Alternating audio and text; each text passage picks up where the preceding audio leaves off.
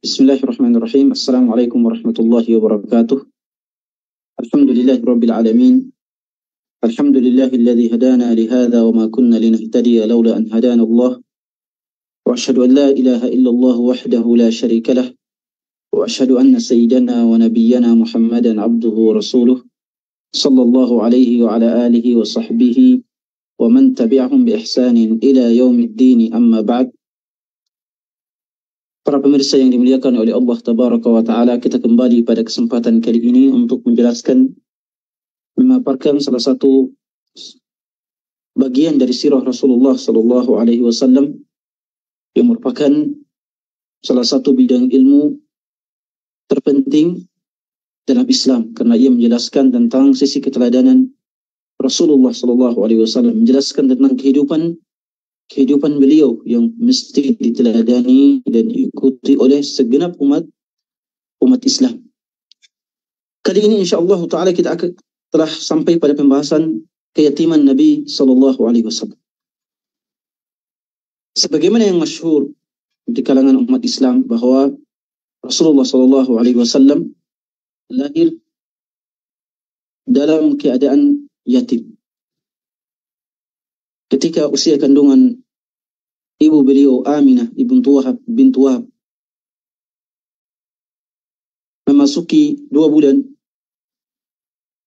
ada juga sebagian ulama mengatakan ketika usia kandungan beliau memasuki 3 bulan, ada juga yang mengatakan 1 tahun, 9 bulan, dan beberapa versi yang lain. Tapi intinya adalah bahwa Rasulullah sallallahu alaihi wasallam lahir dalam keadaan yatim piatu. Abdullah, yaitu ayahnya, sebagaimana disebutkan dalam buku-buku sirah,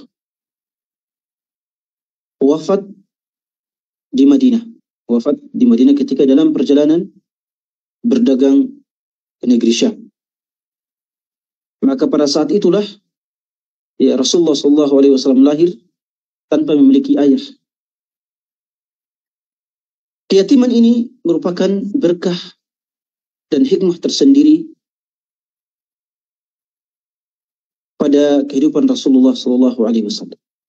Karena sebagaimana yang kita ketahui bersama bahwa takdir Allah Subhanahu wa taala, ketentuan Allah Subhanahu wa taala, walaupun bagi hamba dianggap sebagai sebuah keburukan, tetapi di baliknya memiliki hikmah, memiliki pelajaran, memiliki manfaat yang tidak diketahui oleh hamba tersebut. Rasulullah SAW lahir dalam tahun gajah, karena pada saat itu sebagaimana yang sudah masyhur kita ketahui, Abrahah ketika membangun Ka'bah di Yaman untuk dijadikan sebagai pusat peribadatan bangsa Arab, dan diberi nama sebagai Al-Qulais. Abrahah kemudian membangunnya dengan bangunan yang sangat megah dan menyeru bangsa Arab untuk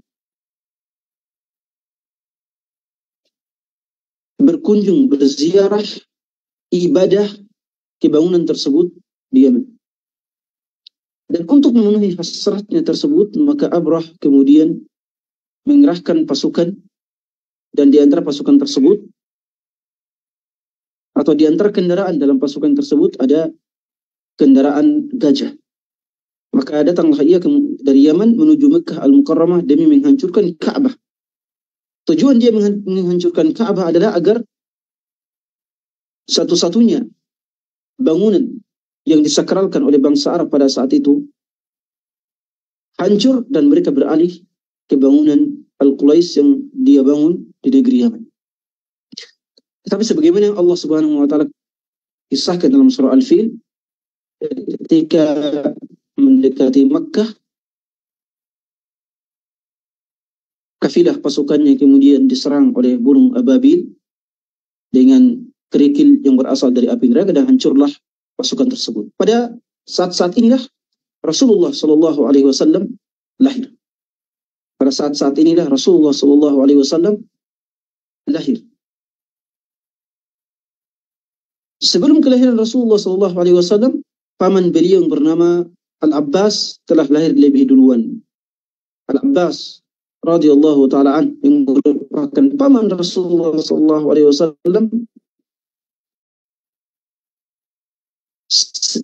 hampir sebaya dengan Rasulullah SAW. Beliau lebih tua 3 tahun.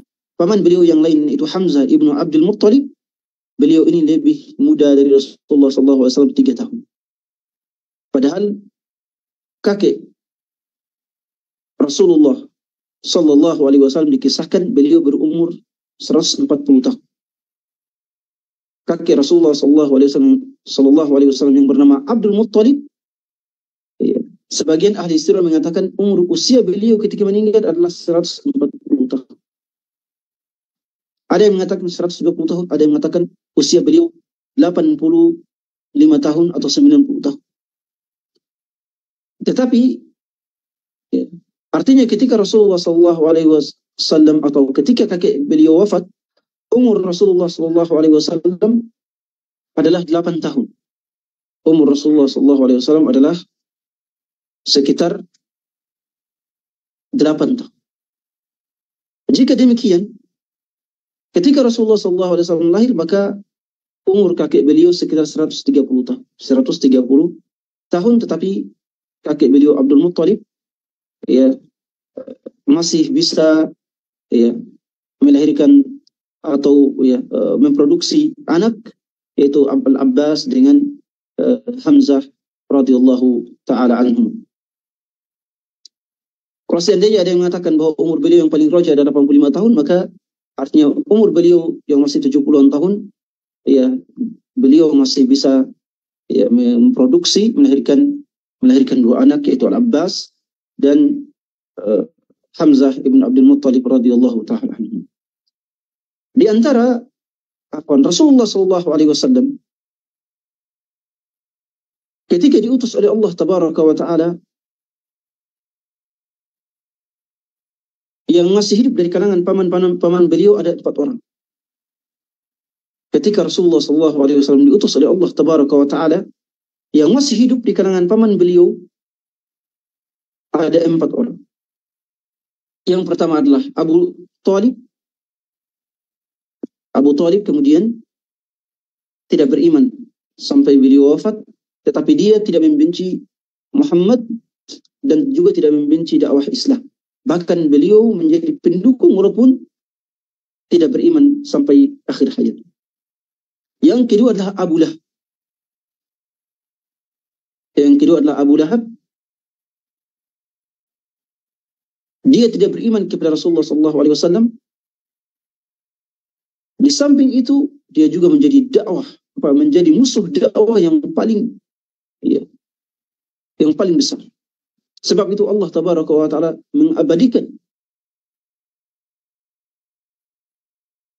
namanya dalam Al-Quran. Tabbat yada abi lahabi wa tab ma aghna anhu maluhu wa ma kasab.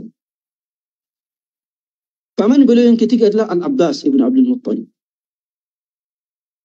Al-Abbas ibn Abdul Muttalib terlambat keislamannya. Beliau masuk Islam tetapi terlambat keislamannya. Yang keempat adalah Hamzah ibn Abdul Muttalib. Dia adalah salah satu pendamping Rasulullah SAW dan merupakan salah seorang yang paling dicintai oleh Rasulullah SAW. Rasulullah SAW tidak pernah sesedih ketika Hamzah ibn Abdul Muttalib wafat. Intinya adalah bahwa Rasulullah SAW lahir dalam keadaan yatim. Setelah itu beliau kemudian setelah lahir kemudian dipelihara oleh Halimah As-Sa'diyah. As-Sa'diyah dalam kisah yang masyhur bahwa Halimah As-Sa'diyah dari kabilah Sa'ad ibnu Bakr yang tinggal di sekitaran Taif, itu datang ke kota Makkah Al-Mukarramah mencari anak-anak yang bisa disusui, mencari anak-anak yang bisa disusui dan kemudian mengambil upah dari susuannya. Halimah pada saat itu tidak mendapati seorang anak pun.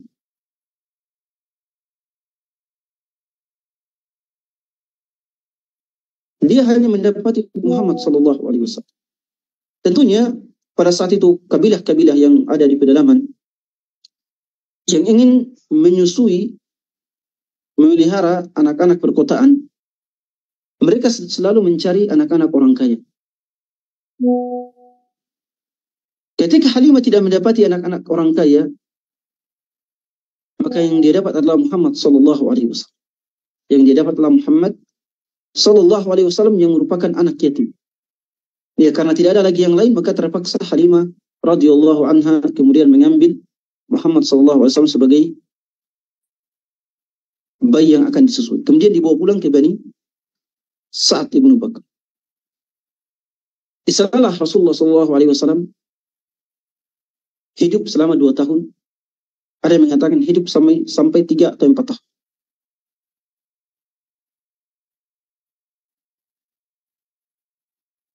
Sebagian ulama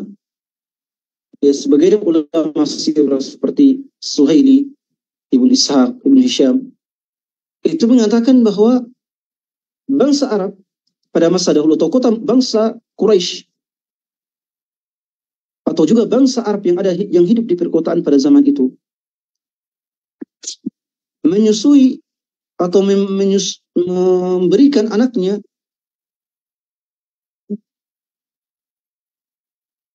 ke kabilah-kabilah pedalaman untuk disusui dengan beberapa tujuan. Jadi anak yang baru lahir kemudian diberikan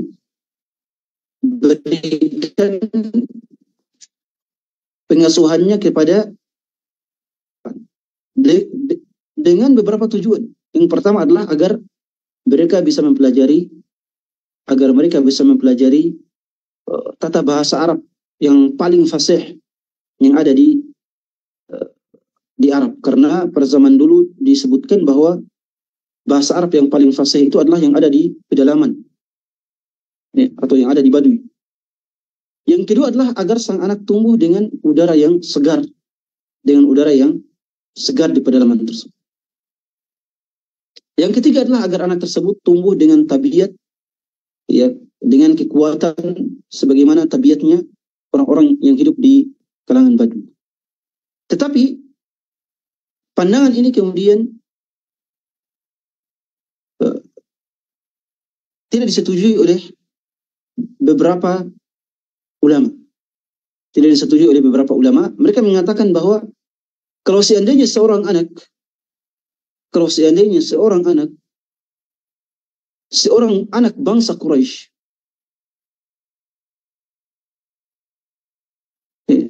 bangsa Quraisy, dikeluarkan dari Mekah dan disusui oleh kabilah lain, maka bahasanya tidak akan lebih fasih dibandingkan bangsa Quraisy.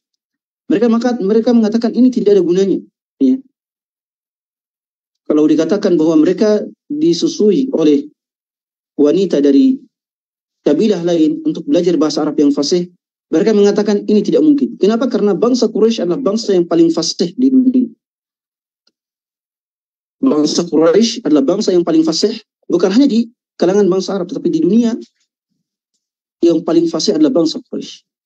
Makanya Al-Quran tertulis dalam dialek dan bahasa Quraisy, karena itulah bahasa yang paling fasih. Maka tidak mungkin anak-anak Quraisy diberikan pengasuhannya kepada selain Quraisy untuk belajar bahasa Arab yang paling fasih. Kenapa? Karena Quraisy sudah memiliki bahasa yang paling fasih. Bahasa Quraisy lebih fasih dibandingkan dengan bahasa Sa'ad, kaum As-Sa'ad atau Bani Sa'ad.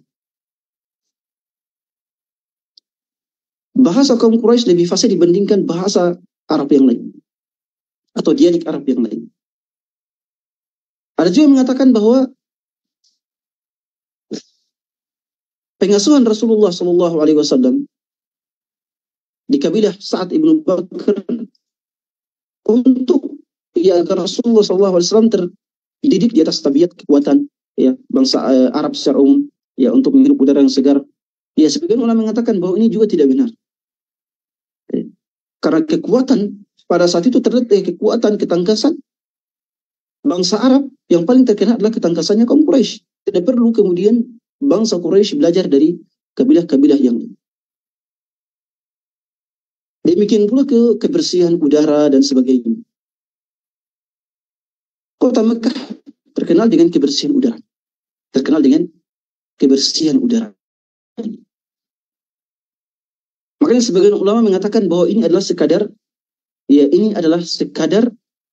budaya yang berkembang pada saat itu. Ya, budaya yang berkembang pada saat itu adalah bahwa seorang anak yang lahir di perkotaan itu pengasuhannya biasanya diberikan kepada orang-orang yang ada di pedesaan atau di Badui. Ini semata-mata kebudayaan yang berkembang pada saat itu. Rasulullah Sallallahu Alaihi Wasallam kemudian disusui oleh Halimah As-Sa'diyah radhiyallahu taala anha. Ya, kenapa kita mengatakan Halimah As-Sa'diyah radhiyallahu anha? Karena dalam perang Taif pada tahun ke-11 Hijriah atau ke-10 Hijriah, Rasulullah Sallallahu Alaihi Wasallam, ya perang Taif atau perang Hunain, kemudian bertemu dengan ibu susuannya Halimah As-Sa'diyah dan kemudian beliau masuk Islam. Halimah As-Sa'diyah kemudian masuk Islam. Halimah radhiyallahu anha kemudian menyusui Rasulullah Sallallahu Alaihi Wasallam selama 2 tahun, ada yang mengatakan sampai 4 tahun, sampai Rasulullah Sallallahu Alaihi Wasallam ya bisa berbicara, ya bisa berbicara, kemudian dikembalikan kepada ibunya Aminah radhiyallahu taala. Pada usia 4 tahun, kemudian Rasulullah hidup di Mekah bersama Aminah selama 2 tahun. Ketika berusia 6 tahun, Aminah kemudian wafat. Aminah kemudian wafat. Ya, terkait dengan apakah ibu Rasulullah SAW masuk Islam atau akan masuk surga, ini merupakan pembahasan yang menjadi perbedaan pendapat para ulama. Rahimahumullah ta'ala. Apakah ayah bunda Rasulullah SAW akan masuk surga atau tidak masuk surga? Ya. Sebagian ulama mengatakan bahwa keduanya akan masuk surga. Seperti Syekh Ahmad Al-Minkabawi rahmatullahi ta'ala alaih memaparkan beberapa dalil tentang masuk surganya kedua orang tua Rasulullah sallallahu alaihi wasallam dalam kitabnya An-Nafahat Hasyatun ala Syarh al-Waraqat li Al-Juwaini. Beliau mengatakan bahwa kedua ibunda Rasulullah sallallahu alaihi wasallam merupakan ahli fatrah. Merupakan kaum, termasuk bagian kaum yang belum diutus kepada mereka para rasul. Kaum yang tidak mendapati dakwah para nabi. Sehingga orang yang merupakan ahli fatrah, di akhir kira mereka akan diuji, dan kedua orang tua Rasulullah SAW pasti akan masuk surga dan tidak akan diadab oleh Allah tabaraka wa taala, karena Allah berfirman, "Wa ma kunna mu'adzibina hatta nab'atsa rasula." Kami tidak akan mengadab seorang pun kecuali setelah kami mengutus kepadanya seorang rasul. Dan kedua orang tua Rasulullah SAW belum pernah diutus atau belum pernah mendapatkan dakwah yang hak. Mereka wafat dalam keadaan tidak mendapatkan dakwah yang hak. Dia juga Ahmad Al-Minkabawi kemudian mengatakan di antara dalil lainnya adalah bahwa sebagian disebutkan dalam hadis bahwa kedua orang tua Rasulullah SAW dihidupkan kembali. Dan kemudian Rasulullah SAW menuntun mereka untuk mengucapkan 2 kalimat syahadat. Mereka kemudian mengucapkan 2 kalimat syahadat dan meninggal kembali. Tetapi sebagian ulama yang lain mengatakan bahwa hal ini tidak benar, ya, dalil yang mengatakan bahwa kedua orang tua Rasulullah SAW dihidupkan kembali adalah hadis yang dhaif dan ya, lemah sekali dan tidak bisa dijadikan sebagai dalil. Adapun bahwa orang tua Rasulullah SAW sebagai ahli fatrah, maka ini merupakan dalil yang paling kuat, salah satu dalil yang kuat, ya, bahwa mereka adalah ahli fatrah yang tidak akan diadab oleh Allah Tabaraka wa Ta'ala karena belum mendapati dakwah kebenaran, ya, pada kehidupan mereka. Dan orang yang seperti ini tentu tidak akan diadab oleh Allah Tabaraka wa Ta'ala, wa ma kunna mu'adzibina hatta nab'atha rasulan. Aminah kemudian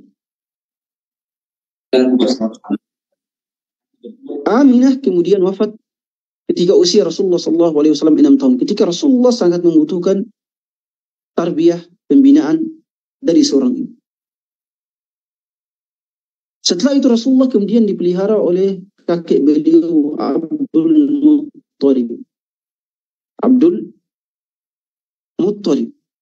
Tetapi kemudian Abdul Muttalib hanya bertahan 2 tahun untuk mendidik Rasulullah SAW, karena Abdul Muttalib wafat ketika Rasulullah berusia 8 tahun.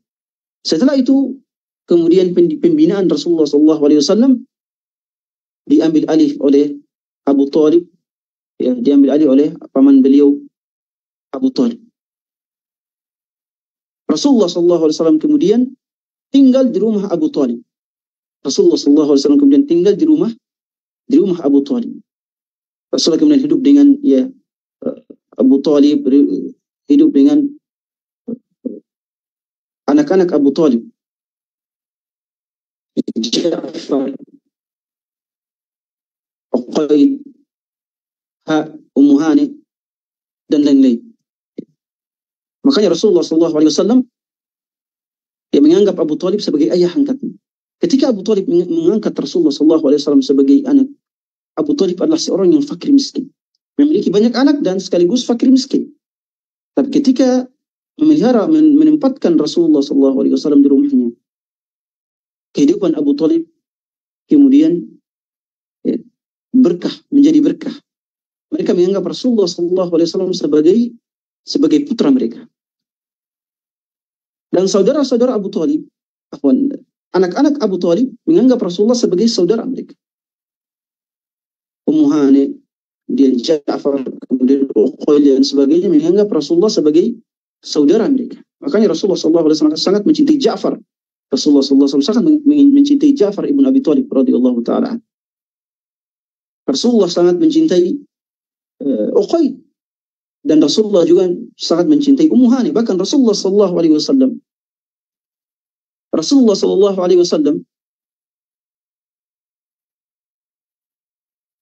melamar Ummu Hani 2 kali. Antara kecintaan beliau kepada Ummu Hani.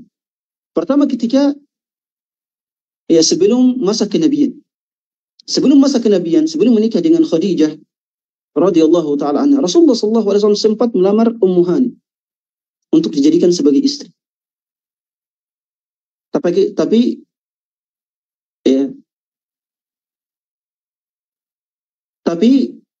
hal itu ditentang oleh Abu Talib. Abu Talib sendiri tidak mau, ya, enggan untuk menikahkan Ummu Hani dengan Rasulullah SAW. Kenapa? Karena Abu Talib telah lebih dulu, ya, menjanjikan pernikahan Ummu Hani dengan salah seorang pemuka kaum Quraisy yang bernama, kalau salah, Ja'dah.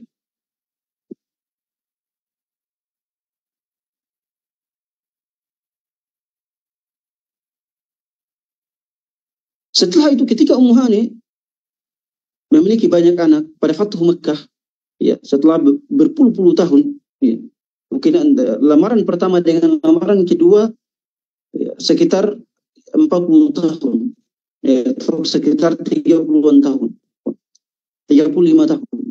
Ketika pada Fathu Mekah, Rasulullah SAW kembali dinikahi oleh Rasulullah SAW. Lamaran pertama dengan lamaran kedua jenjangnya sekitar 35 tahun kalau nggak salah. Tetapi Ummu Hani kembali, ya, tapi kali ini walaupun Ummu Hani mencintai Rasulullah SAW, tapi beliau kemudian menolak. Ya, beliau kemudian menolak. Bukan karena menolak ya ajakan Rasulullah SAW, bukan karena menolak keinginan Rasulullah SAW, tetapi Ummu Hani menolak untuk memperberat Rasulullah SAW. Ummu Hani ya khawatir akan hanya menjadi beban bagi diri Rasulullah SAW. Makanya beliau menolak. Karena pada saat itu Ummu Hani sudah memiliki banyak anak. Ummu Hani sudah memiliki banyak anak. Pada saat itu juga Ummu Hani sudah agak ya tua, makanya beliau menolak. Beliau menolak. Dan beberapa wanita yang dilamar oleh Rasulullah SAW itu menolak. Kenapa? Karena ya menjadi istri seorang nabi itu bukan hal yang mudah. Menjadi istri seorang nabi itu bukan hal yang mudah, tetapi ini adalah hal yang lumayan berat, yang lumayan berat. Makanya sebagian dari mereka kemudian menolak. Rasulullah SAW kemudian hidup di rumah Abu Talib, ya. Istri Abu Talib yang merupakan ibu dari Ali radhiyallahu taala itu sangat mencintai Rasulullah SAW. Sangat mencintai Rasulullah SAW. Ya, terkait dengan Ummu Hani, terkait dengan Ibunda Ali radhiyallahu taala an, saya punya tulisan khusus terkait ini di serial Ibunda para sahabat radhiyallahu taala an, di serial Ibunda para sahabat radhiyallahu taala anhum, dan yang sudah dimuat di website Markaz Inayah, kalau nggak salah ya masih 6. Yang pertama adalah Ibunda Hawari Rasulullah SAW, Sofia bintu Abdul Muttalib. Yang kedua adalah Ibunda yang Arwa bintu Abdul Muttalib. Yang ketiga adalah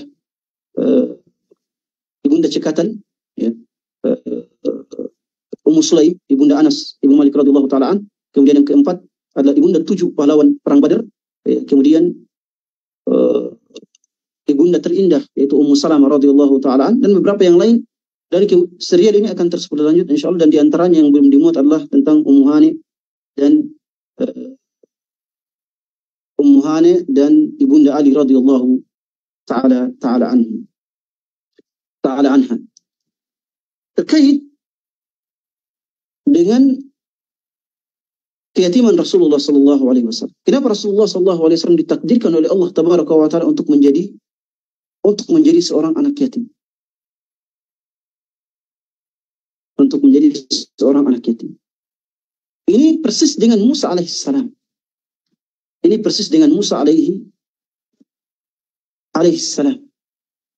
Musa alaihissalam sejak kecil terdidik, terpelihara di bawah Fir'aun, bukan di bawah kedua orang tua. Ya, maksudnya jauh dari kedua orang tua. Salah satu hikmahnya adalah bahwa agar Allah Subhanahu wa Ta'ala sendiri yang mendidik dan memeliharanya, agar jauh dari pengaruh kedua orang tua, agar Rasulullah SAW sebagai calon Nabi pada saat masa kecilnya jauh dari pengaruh didikan kedua orang tua yang merupakan didikan yang paling berpengaruh. Salah satu hikmahnya adalah Allah sendiri yang akan memelihara dan mendidik. Sebab itu Rasulullah SAW hidup sejak kecil sangat membenci yang namanya berhala, sangat membenci yang namanya bersujud dan ruku di hadapan patung-patung. Karena sedari kecil sudah diilhami oleh Allah Tabaraka wa Ta'ala.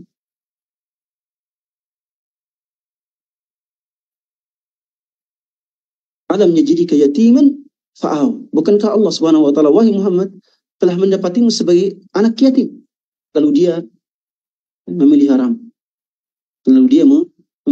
Jadi salah satu hikmah kenapa Rasulullah SAW ditakdirkan menjadi anak yatim, agar tidak terpengaruh dengan didikan kedua orang tua, agar hanya Allah lah yang bisa atau yang secara maksimal memberikan pemeliharaan, pendidikan, pengilhaman untuk tumbuh di atas fitrah, untuk tumbuh di atas fitrah.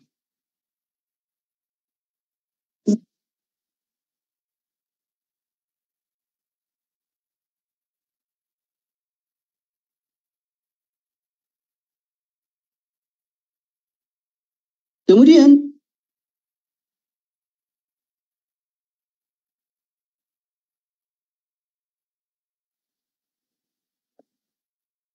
Rasulullah Shallallahu Alaihi Wasallam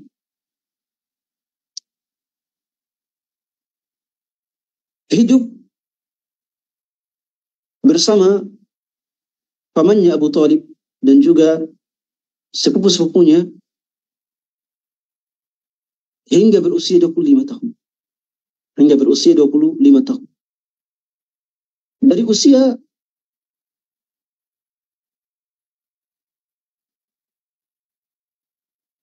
ketika Abdul Muttalib wafat, Rasulullah hidup di rumah Abu Talib. Sebagaimana kita katakan bahwa Abu Talib miskin. Sehingga saat itu Rasulullah Shallallahu Alaihi Wasallam harus membantu pekerjaan Abu Talib. Rasulullah SAW harus membantu pekerjaan Abu Talib. Sebagaimana kita ketahui bahwa seorang anak yatim menghidup di rumah orang lain tentu harus berusaha maksimal untuk membantu orang yang meliharanya. Makanya Rasulullah SAW tidak mau hanya hidup begitu saja. Tidak hanya mau hidup di bawah pengasuhan Abu Talib tanpa membantu paman beliau. Makanya ketika berumur 12 tahun, beliau senantiasa mengikuti pamannya Abu Talib untuk melakukan perdagangan ke negeri Syam. Dan di saat itulah kemudian bertemu dengan pendeta Buhaira yang terkenal. Atau pendeta Bahira.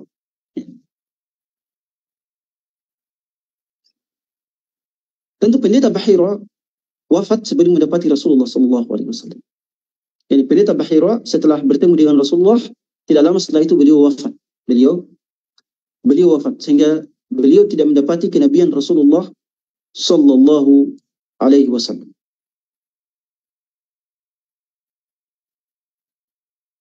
Di antara pekerjaan Rasulullah Sallallahu Alaihi Wasallam ketika hidup di rumah pamannya Abu Talib adalah menggembala kambing. Wa ma min nabiyyin illa yar'al ghanam. Sebagaimana dalam sebagian hadis. Bahwa tidaklah seorang nabi kecuali sebelumnya telah menggembala kambing. Penggembalaan kambing merupakan salah satu pekerjaan yang mendidik seorang manusia untuk banyak bersabar. Penggembalaan kambing adalah salah satu pekerjaan yang mendidik, membina seorang manusia untuk banyak bersabar. Sebab itu para nabi alaihimussalam